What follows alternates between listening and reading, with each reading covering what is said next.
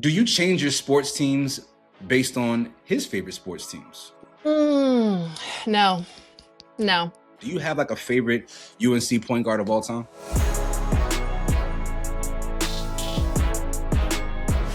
Fumble family, we have a very special guest today. She is a media personality, a content creator, and if you don't know, she can absolutely throw a football into a basketball hoop while blindfolded. The incredible, the incomparable Casey Rieger. Hey, welcome to the show, family. What an intro. I try to do my due diligence. How are you doing first and foremost, man? How you feeling today? I'm feeling amazing. Amazing, especially with the LaMelo trade news. This morning's off to a wild start. Yes, so if y'all don't know, Casey hails from North Carolina, and this morning, breaking news, LaMelo Ball has been traded to the Minnesota Timberwolves for Naz Reid, a first-rounder, and a slew of pick swaps. Upon seeing this news, what was your initial reaction? Charlotte's going to miss LaMelo and his camouflage Hummer truck. Are they, though? And the truck at that, even with and all the truck. No, you know what? The yeah. streets will be safer without the camo Hummer. It's my first thought. Have you ever watched The Bachelor? No. Okay, so basically the host, before every season, he's like, this is the most dramatic season yet. And I feel like the same thing is with the post-draft trade window. Okay. Because I really felt, I saw this morning and there was rumors circulating, but I was stunned. I did not see it coming. I can't believe the Hornets, after the season they had last year, to let him go. But doesn't it kind of make sense from a basketball standpoint? Like, there was a large stretch of the season last year where he came off the bench. Obviously, you got Brandon Miller, you got Con Knueppel. They feel like very mature basketball players, even at a young age. LaMelo feels very unserious a lot of the times. And so they wanted to create a different culture down there. So basketball-wise, does this not make a little bit of sense for Charlotte? I guess basketball-wise, it does make sense. And I do think that LaMelo, he's adaptable. He'll be fine. The serious thing worries me a little bit, because especially with Anthony Edwards, those two together, I'm like, I don't know who's going to be, taking the leadership role in the practice and the locker room, but I know. I'm a Hornets optimist, okay? I've been a Hornets optimist. I'm from Charlotte. I've the Bobcats era, 90s, Del Curry, Muggsy Bogues, so I'm rooting for Hornets always. Okay. I mean, so I like this move for Charlotte. On the Minnesota side of things, I don't know what the hell they're doing. They get rid of Julius Randle the other day, literally for nothing. And then you include Naz Reid in this deal. And from my viewpoint, once they traded Julius Randle, I'm like, okay, they got Naz Reid. He can be slotted as the starting power forward. That's a decent lineup. There's familiarity there. And now they have this gaping hole in their starting five. They have a fraction of the size that they used to have. They re-signed Ayo Dosunmu, and all they have is like guards and Rudy Gobert. And I just don't think that's something that's going to keep Anthony Edwards invested in being in Minnesota long term, which is a different conversation. That is a different conversation, but I do think Anthony having that new energy of LaMelo, both first, third round draft picks 2020, I think that'll keep him there longer, and especially as a true point guard. With the videos I've seen, it's like the alley-oops are going to be crazy, right? The assists, it's going to be entertaining basketball. And yes. But do you think Anthony Edwards is going to want to watch LaMelo Ball shoot one-legged three-point shots, like when he's trying to win an actual game? Yeah, we'll have a great season. Okay, just let us have one season of fun. We need cameras. We definitely need BTS from this team. Yes. They got rid of the Starting Five show on Netflix, which I loved. This would have been one of those rosters that I would want to see, like behind the scenes, leading up, training camp, all of the things. Seeing how these two personalities mesh together, not even on the court, but off the court, is, to me, that would be must-see TV. Yeah. Oh yeah, I would pay to see that for sure. Yeah. Definitely probably the most popular backcourt duo of all time on TikTok. Yes. Unquestionably. Yes. Unquestionably. Yes. So you think he's driving the truck up or shipping it? Yo, you know what? There's black ice in Minnesota. He can't be driving that. That's true. He cannot be Someone doing that. Needs to warn him. Someone needs to warn him. No, can't do it. Can't do it. Oh, that's funny. You, in addition to being from Carolina, went to Carolina UNC. I'm a huge Tar Heel fan. Okay. the draft went down this week, and everybody else in the world, of course, is talking about the top 3 picks. You had AJ Devansta go to Washington. You had Darren Peterson go to Utah. You had Boozer go to Memphis, which I feel really bad for him. But the pick that nobody is really talking that much about, and it pisses me off because I actually feel like he's the second best player in this draft, is Caleb Wilson going to Chicago. He had an amazing freshman year last year. UNC obviously ended the season injured. But what do you think about him going to Chicago and the fact that not everybody is talking about him nearly enough? It's kind of like the MJ story. It's not that he's an underdog, right? Being fourth and first round is not an underdog story, but he don't need all that.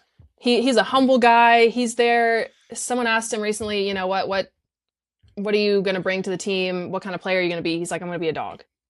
And he's going to do whatever he has to do, whatever, he's willing to do to just get them wins, bring the franchise back to life a little bit. And he also said his favorite documentary was The Last Dance.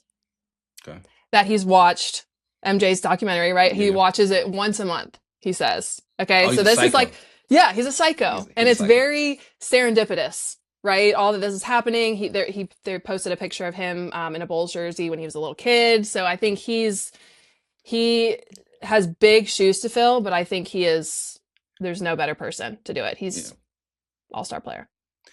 He is the first Carolina basketball player since Vince Carter that I think will end up being an NBA All-Star. Isn't that crazy? We have not had an NBA All-Star since Vince Carter that has donned a UNC jersey. I think that's egregious. It is egregious. It is. It's almost like because we have MJ, that's a standalone stat. Sure. But yeah, it's about time. And if anyone's going to do it, Caleb, I will say though, I don't like his fit though. I don't like him on the Bulls. I don't like the Bulls roster. I really don't like the Bulls roster construction. Like they got rid of Ayo DeSumo. They got rid of Kobe White, right? Like 2 guys who are really good NBA players, and they brought in all of these guards who are still fighting for their own identity in the NBA. And when you bring a guy like Caleb Wilson into the fold, like it has to be his team from day one. They also have the Giddler, Josh Giddey. They got Buzelis as well. And so I just don't, from a basketball standpoint, I don't think they have pieces around him that are going to allow him to flourish the way that he needs to. And that makes me sad for him. Yeah, I get that. But it's also, a lot can change in a year, right? We've seen, with the trade windows and everything, like there's a lot that can happen, and he's ready to be a leader. Even though he's new, he's young, he's ready to step up to the plate. And I think, honestly, we'd be surprised. Yeah, as far as what? The Bulls ain't going to do shit. They're going to have a terrible season. He may put up stats that make him like the rookie of the year. It might be that kind of thing. And if that's what, is the purpose of him being on the Bulls, let him get his stats up, okay? Yeah, I just want him. Where would you have rather seen him go? I really feel like Memphis would have been a good fit for him. I think the expectations of what it means to be a Memphis Grizzly are very different than what it means to be a Chicago Bull. Everybody that dons a Bulls jersey is going to be compared to Michael Jordan and then Derrick Rose. Right. And I think that's a lot of pressure because it also comes with winning, right? Like people identify a successful Bulls player as having won. And in Memphis, I just think you have to have a certain personality in order to be beloved by the fans. And I just think that's a very different approach from both organizations. And then with Ja on the way out, they're looking for a guy to cling to. They're looking for a guy to identify, to be the new face of that franchise. And so I thought Caleb would have been phenomenal in Memphis. I hosted the Mamba Invitational out in LA like 3 years ago. Nice. And he was the MVP. And when I tell you I was watching, I'm like, yo, this kid is like, he was far and away the best player on the court with everybody else except for AJ that was drafted. It was insane, yo. He's different. Did you meet him and talk to him? Because he's just got that humble, great dude. But he has the best personality outside of AJ of anybody like in that top, top 5 to 7 range that got drafted. Like I was watching Darren. Did you watch the draft? I watched bits and pieces from social. Okay. So after everyone was drafted, they go into this like room, they sit down in like this stupid ass living room set up and they're doing interviews with Lisa Salters. It wasn't great, but he has a personality. Like AJ has a personality, but so too does Caleb. Like I was watching Darren Peterson's interview and I'm like, this guy is weird a little bit. He's like a little strange. He's I know, but that's what's tough because it's like, do they need a great personality? Yes. If they're that good at basketball, like show up, get us some wins. No, obviously you want it all.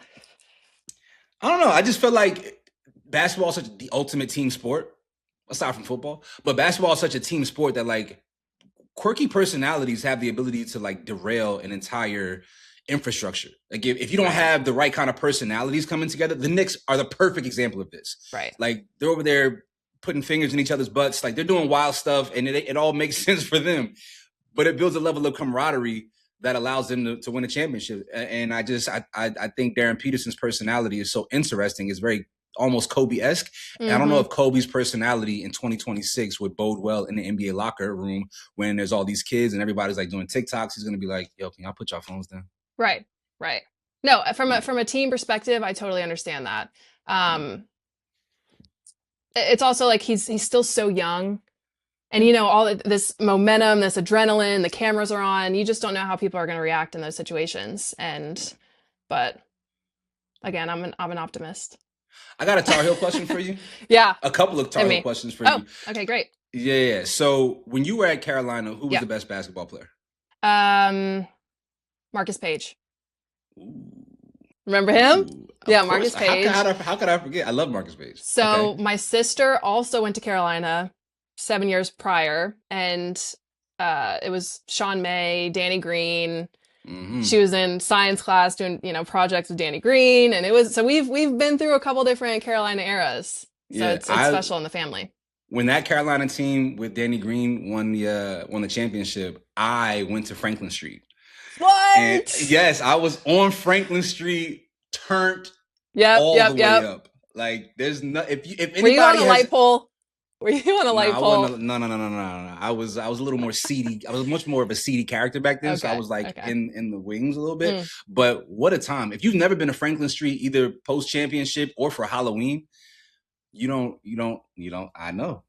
What you know about Carolina and Franklin Street? That's crazy. I'm an Aggie. I went to A&T, and so that's fair. That's fair. Yeah, all of my guys were from Carolina, from all throughout. So and as a Carolina fan, I wanted to be a part of the culture. I went to A&T because I wanted to be at Carolina. Right in the vicinity. Clear. Yes. Yeah. It was my dream school. Okay, so Marcus Page. So then, do you have there's this conversation that I always have about the best point guards all time from UNC. Do you have a list off top? It might be a little bit pressurized to put you on the spot, but do you have like a favorite UNC point guard of all time? Honestly, because I'm biased, but it was Marcus Page. I mean, and I don't know if you remember, I think it was 2016 national championship. And it was Villanova, Carolina. Yeah, the double clutch. Oh my God. It still haunts me to this day. Okay. It still haunts me to this day. But like Marcus Page under pressure. Okay. He can always handle the pressure. And it was, man, the energy, like the roller coaster in those 5 seconds was crazy. But yeah, I think Marcus Page. All-time legendary shot. Chris Jenkins is the one that hit the shot for Villanova on the trail back. Broke my heart. I was at a bar. Him. No, you remember that. You remember that. Never heard of him. Can't mistake it. But Marcus Page is a good choice. I just always thought he was like a little boy. He looked like smart guy to me. And he's some people, very baby. Yeah, they are college players. Some people are college players. That's a really good point. Thank you. That's a really, really good point. I know. You guys also have Mike Malone that'll be the head coach next season. Yep. Was hoping for MJ. Yeah, right. Coming from the NBA, how do you think Malone is going to do in Carolina? You know, I think it's an adjustment, but he's done well as a head coach in the NBA. But do you trust the NBA guy to go out there and recruit? Like, do you really trust an NBA guy with all the luxury, all of like salary caps, millions of dollars to be able to like really sit in somebody's living room and sell a parent on why they should be a Tar Heel? I mean, it's not like this, you know, Alabama and Mississippi, those guys, right, who are coming in the living room. It's different, but I feel like if you're and you're in the coaching staff and you're investing in these young men, I like to hope and think that you're, you know, taking that with a lot of responsibility. If you're his daughter and you're having a collegiate experience at Carolina, do you want your father to be that close in proximity to where you are turning up? No. Absolutely not. No way. That's a little murky waters there for sure. I'm transferring. There's no chance that are you? No way. Yeah, that's a crazy scenario. Are you anti-Duke? as well, since you're a Carolina fan? Or are you kind of Yeah, like, okay, I'm anti-Duke, not because they're Duke, but because of all of my friends who are fans of Duke. got it. Over the years, they've had some players that I actually really like. I'm from Jersey, born and raised, so I love Kyrie. I was a fan of even Jason Tatum. I think everybody was a Yep. fan of Zion Williamson when he was there. But I don't like the pretentiousness of the brotherhood. Right. That really gets under my skin. Are you a Duke hater, or are you just like a Hater. Carolina? You Hater. hate them. The Dukies. Yeah. That's what I'm thinking, like Cameron Boozer, you know. Okay. I don't like Cameron Boozer's game. I'm going to go ahead and say it. I'm Okay. not the biggest Cam Boozer fan. He actually reminds me of the Black Tyler Hansbrough. Whoa. Wow. That's an Okay. interesting comparison. Hear me out. He's not very refined on offense. Right. He plays with an extremely high motor. He's going to rebound the ball. I don't think he has that great of a jump shot. Maybe he handles the ball better than Tyler Hansbrough, but just in terms of like impact, he creates a very similar impact. And I don't necessarily see all the skills that people praise him for. I watched closely because I wanted to see it because the stat lines are so gaudy. I'm like, yo, what does he do really well? And when I'm studying, I'm like, yo, he doesn't like it don't look that good. So what do you think percentage wise, like his talent versus Nepo baby? I can't give him Nepo baby because he's won, right? Like he's been very successful in his own right and in his own walk outside of who his father is. He has had some monumental moments. In high school, obviously, he won the national championship, and at Duke, he's been one of their better freshmen. Probably him and Zion in the last 10 years, statistically speaking. But there is a little bit of a cachet thing with him. You know, there's like that bloodline. People talk often about in sports specifically, like your bloodline. Where do you come from? You know, like what's your lineage? Right. And I think that has really lent into him being but he also does have these crazy stats. I just don't like it. And it's not a Duke thing per se. It's just like a preference thing. Like I like Caleb Wilson better than Boozer. Nobody can sell me right now today that Boozer is a better player than Caleb Wilson. I don't care. Same boat. And you were talking about the pressure that Caleb feels going into Chicago, stepping into Michael Jordan's shoes, right? But Cameron still has the same pressure essentially coming from, his dad being an all-star. I think his ceiling is a little bit lower. Cam Boozer. Like, I just feel like if I had to bet on somebody being a star, like a superstar in the league, I would go Caleb Wilson way before I go Boozer. I think Boozer is going to be very consistent, but I think Caleb Wilson's ceiling is just immensely higher. Like, based on athleticism. I definitely agree with that. And that's why it's hard because it's, top 10, top 5 NBA draft picks. Like, that's a huge deal. You know what I mean? But it doesn't matter if you're 1 to 5, you're in there. It doesn't matter if you're 4. Yeah. Right? You're still, in my eyes, I mean, look what, like, Austin Reaves, right? This is a big deal to be in the top 5, but you could be undrafted. That's very true. Are you a Lakers fan? Yeah. Okay. Yeah. Okay. Like, is it because you lived in LA or did you grow up a Lakers fan? Okay. No. I told you, Hornets, like ride or die Hornets. I thought MJ coming in, was going to help us out, and then he dipped. MJ. Shady. Okay. But I love the Lakers. The Lakers, it's Hollywood. It's Hollywood NBA. It's Hollywood basketball. It's very theatrical. Yes. A lot of storylines, a lot of dramatics going on. Do you have thoughts on Austin Reaves signing that mega contract with the Lakers? I wish I had that money. That was my first thought. Okay. If you didn't move, you might have been able to tap in. Yeah, exactly. Now we'll never know. No, I think, man, there's just players that are deserving. Is he the best player to ever walk in the NBA? No, but it's kind of like the timing, right?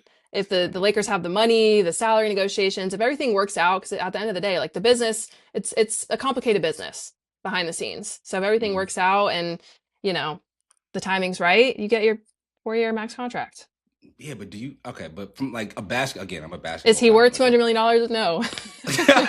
No. Is that the question? That's the question. No.